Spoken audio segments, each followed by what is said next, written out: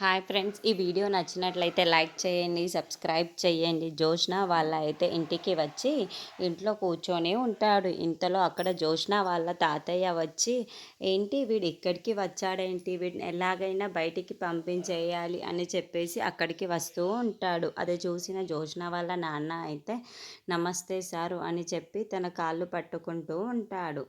అది చూసిన వాళ్ళ తాతయ్య మాత్రం, ఏంటి నువ్వు ఇక్కడ ఎందుకు వచ్చావు, మర్యాదగా ఇంట్లో నుండి బయటికి వెళ్ళిపో అని చెప్తూ ఉంటాడు. ఆ మాటలు వినగానే అక్కడున్న జోష్న వాళ్ళ నాన్న అయితే ఒక్కసారిగా షాక్ అయిపోతూ ఉంటాడు.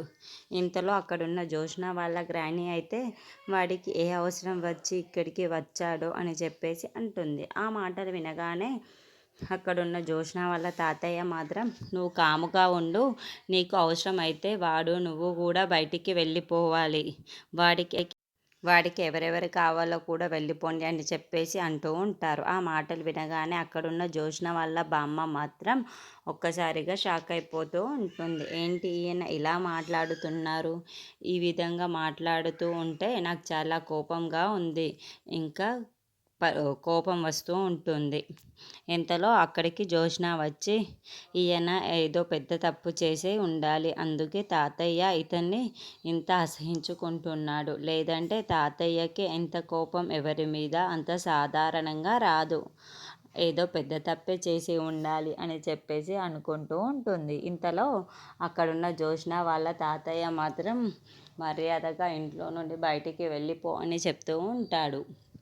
అంతలో అక్కడున్న జోష్న వాళ్ళ నాన్న దగ్గరికి వాళ్ళ అన్నయ్య వచ్చి, ఏంట్రా ఎందుకు వచ్చావు అని అడుగుతూ ఉంటాడు. ఆ మాటలు వినగానే అక్కడున్న ఆ జోష్న వాళ్ళ నాన్న మాత్రం, నేను మామూలుగానే వచ్చాను అని చెప్పేసి అంటాడు.